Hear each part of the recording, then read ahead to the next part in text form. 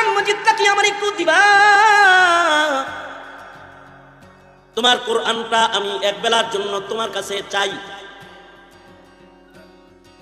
আবু আব্দুল্লাহ বলে, ইবনুল জাওজি বলেন, আবু আব্দুল্লাহ বলে সিফাতুস সাফওয়া কিতাবের ভিতরে ইবনুল জাওজি রাহমাতুল্লাহ আলাইহি এনেছেন। আবু আব্দুল্লাহ বলে কোরআন শরীফ চাইছে, একটা ভালো জিনিস চাইছে, এটা কেমনে না দেই? আমি আমার নিজের পড়ার কোরআন মজিদটা তাকে দিয়ে দিলাম, আমার নিজের কোরআন শরীফটাই তারে দিয়ে দিলাম। সে চলে গেল, তার একটা হুজরা আছে, ঝুপড়ি ঘর, ওখানে গেল। কিন্তু আশ্চর্য, আসরের আজান হলো, আবেদ ইবাদত করতে আসে না, হাজ্জাজ মসজিদে আসে না। মাগরিবের আজান হয়ে গেল, সে মসজিদে আসে না। এশার আজান হয়ে গেল, আমরা নামাজ পড়লাম, কিন্তু হাজ্জাজ আবেদ রাহমাতুল্লাহি আলাইহি মসজিদে আসতেছে না। উনি বলে আমি সন্দেহে পড়ে গেলাম যে একটা নিয়মিত 5 বেলা মসজিদে এসে নামাজ পড়নেওয়ালা আবেদ মানুষ কিনলে গিয়ে 3 ওয়াক্ত হয়ে গেল, আসে না। সন্দেহ করে আমি তার ঘরে এশার নামাজে পড়ে চলে গেলাম, তাকে দেখতে গেলাম। আবু আব্দুল্লাহ বলে ঘরের দরজায় দাঁড়ায় দেখি, সালাম দিই, কোনো আওয়াজ ভেতর থেকে আসে না। দরজা খুলে বাতি লাগায় আলো জ্বালায় দেখি আল্লাহর বান্দা নাই, অর্থাৎ তার ইন্তেকাল হয়েছে।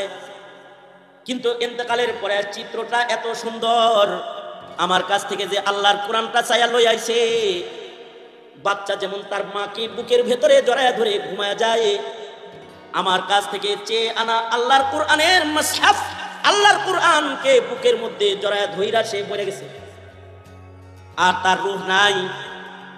কিন্তু লোকটা এতটাই দরিদ্র, হত দরিদ্র যে তার গায়ে ভালো এমন কাপড়ও নাই যা দিয়ে তাকে কাফন করা যায়। রাতের গভীরে মানুষ কোথায় পাবো আমি? একা একা গোসল কেমনে দিব? একটা চৌপায়া হাজির করে চৌপায়াটা নিয়ে তার গোসলের ইন্তজাম করতে তাকে ঘরের কোণে রাখলাম। সকালবেলায় ইন্তজাম হবে গোসলের আর দাফনের। ফজরের নামাজে মানুষ আসলে সবাই নিয়ে বুজুর করে দাফন করব।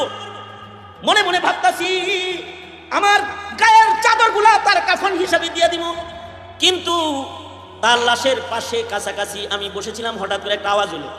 দেখলাম তার লাশের নিকটবর্তী একটা ভালো জায়গার উপরে মালিক ইবনে দিনার, কিন্তু সাধারণ মানুষ না, মালিক ইবনে দিনারও ইবাদত করতে করতে এত উঁচু পায়া, একদিন নৌকাওয়ালা ওনাকে বেয়াদতি করছে, আর উনি আল্লাহ দিরহাম দাও, বেয়াদতি করলো আমাকে। মুরাকাবার হালতে ছিলেন, পকেটে হাতায় টাকা পায় না। নৌকাওয়ালা মনে করছে টাকা সারা জাহাজে উঠছে, ঘাড়ে ধাক্কা দিছে, আর উনি কয় আল্লাহ দিন আর দেন।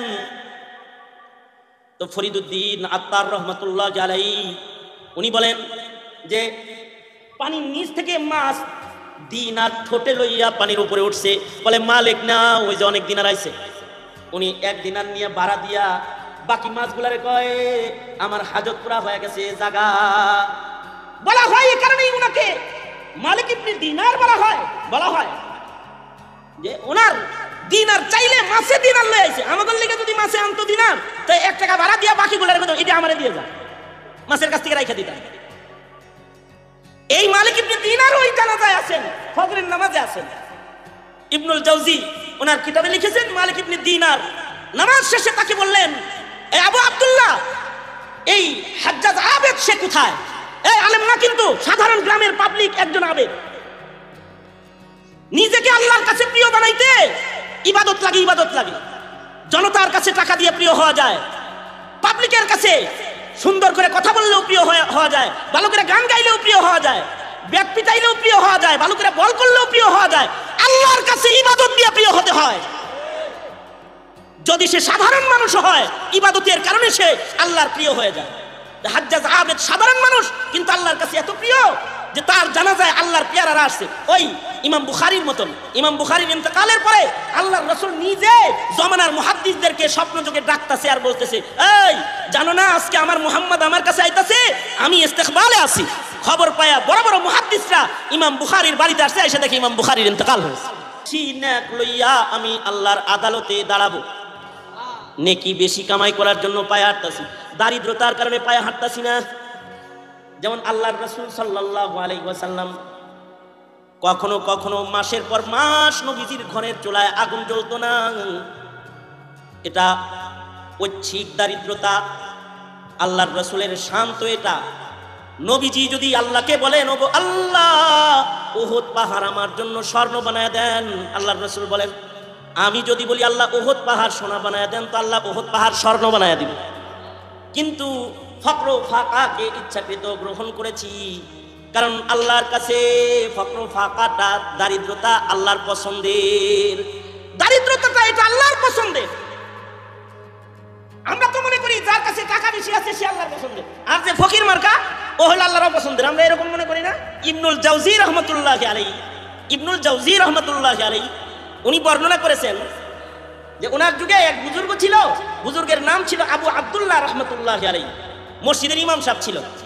ওই এলাকায় এই আবু আব্দুল্লাহর মহল্লায় আবু আব্দুল্লাহ বর্ণনা করেন যে ওনার মহল্লায় এক আবেদের আগমন হলো। আবেদ কিন্তু আলেম হওয়া জরুরি না, আপনারা সবাই কি মৌলবী নাকি? কিন্তু যদি আপনি আবেদ হন তাহলে আপনার পাওয়ার বাড়তে পারে। ওই এলাকায় এক আবেদ ছিল, আবেদের নাম শেখ হাজ্জাজ আবেদ রহমাতুল্লাহি আলাইহি। সাধারণ দারিদ্র একজন মানুষ ছিল, দরিদ্র মানুষ, কিন্তু ইবাদত বন্দেগী এত বেশি করত যে তাকে ওলি বুজুর্গরাও চিনত।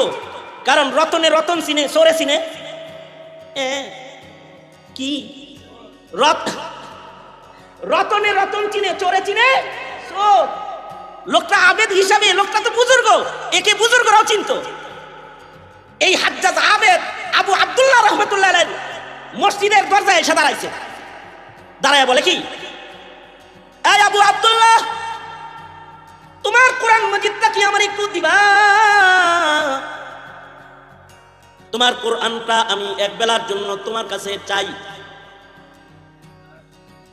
আবু আব্দুল্লাহ বলে, ইবনুল জাওজি বলেন, আবু আব্দুল্লাহ বলে সিফাতুস সাফওয়া কিতাবের ভিতরে ইবনুল জাওজি রাহমাতুল্লাহ আলাইহি এনেছেন।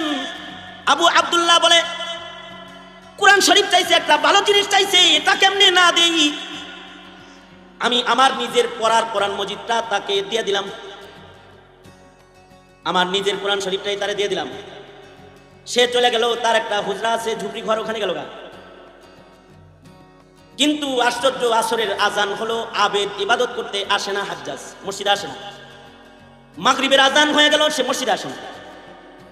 এশার আজান হয়ে গেল, আমরা নামাজ পড়লাম, কিন্তু হাজ্জাজ আবেদ রহমাতুল্লাহি আলাইহি মসজিদে আসতেছে না। উনি বলে আমি সন্দেহ করে গেলাম যে একটা নিয়মিত 5 বেলা মসজিদে এসে নামাজ পড়নেওয়ালা আবেদ মানুষ কি লেগে 3 ওয়াক্ত হয়ে গেল আসে না। সন্দেহ করে আমি তার ঘরে এশার নামাজের পরে চলে গেলাম, তাকে দেখতে গেলাম। আবু আব্দুল্লাহ বলে ঘরের দরজায় দাঁড়ায় দেখি, সালাম দিই, কোনো আওয়াজ ভেতর থেকে আসে না। দরজা খুলে বাতি লাগায় আলো জ্বালায় দেখি আল্লাহর বান্দা নাই, অর্থাৎ তার ইন্তেকাল হয়েছে। কিন্তু ইন্তেকালের পরে চিত্রটা এত সুন্দর, আমার কাছ থেকে যে আল্লাহর কোরআনটা চাইয়া লই আইছে, বাচ্চা যেমন তার মাকে বুকের ভেতরে জড়ায় ধরে ঘুমায় যায়, আমার কাছ থেকে চেয়ে আনা আল্লাহর কোরআনের মুসহাফ, আল্লাহর কোরআনকে বুকের মধ্যে জড়ায় ধইরা সে পড়ে গেছে, আর তার রূহ নাই। কিন্তু লোকটা এতটাই দরিদ্র, হত দরিদ্র যে তার গায়ে ভালো এমন কাপড়ও নাই যা দিয়ে তাকে কাফন করা যায়। রাতের গভীরে মানুষ কোথায় পাবো আমি? একা একা গোসল কেমনে দিব? একটা চৌপায়া হাজির করে চৌপায়াটা নিয়ে তার গোসলের ইন্তজাম করতে তাকে ঘরের কোণে রাখলাম। সকালবেলায় ইন্তজাম হবে গোসলের আর দাফনের। ফজরের নামাজে মানুষ আসলে সবাই নিয়ে বুজুর করে দাফন করব। মনে মনে ভাবতাছি আমার গায়ের চাদরগুলা তার কাফন হিসাবে দিয়ে দিব। কিন্তু তার লাশের পাশে কাছাকাছি আমি বসেছিলাম, হঠাৎ করে একটা আওয়াজ হলো। দেখলাম তার লাশের নিকটবর্তী একটা ভালো জায়গার উপরে ধবধবে 2টি ইহরামের চাদরকে যেন ছেড়ে দিয়ে গেল। চাদর 2টা চমকাইতেছে আর তার থেকে খুশবু বাইর হইতেছে। ইবনুল জাওজি বলেন তার থেকে খুশবু বাইর হইতেছে। আবু আব্দুল্লাহ বলে খুশবু বাইর হইতেছে, দেখে বোঝা যায় এটা জান্নাত থেকে আল্লাহর দেয়া তোহফা কিছু হবে। ভাবলাম কাফন তো হয়ে গেল, আল্লাহর বান্দারে আল্লাহ কাফন কুদরতি ভাবে দিয়ে দিল, আমার কাপড় আর তাকে দিতে হবে না।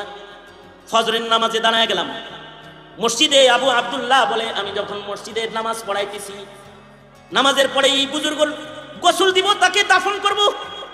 আশ্চর্য, নামাজ শেষ করলাম, নামাজ শেষ করে পেছনের দিকে তাকায় দেখি অন্যান্য অন্য দিন যে পরিমাণ মানুষ ফজরের নামাজে হয় অতটুকুন মানুষ না, বহু মানুষ আজকে ফজরের নামাজে আমার পেছনে হাজির হয়েছে।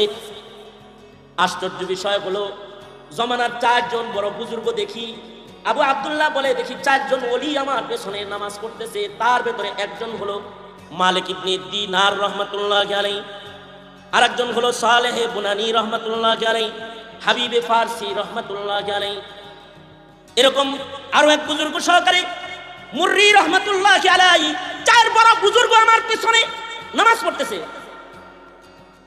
আমি তাদেরকে বললাম, আপনারা কোথেকে এলেন, কি জন্য এলেন? দেখলাম নামাজ পড়তেছে এবং তাদের সবার হাতে এক সেট করে কাফনের কাপড় আছে।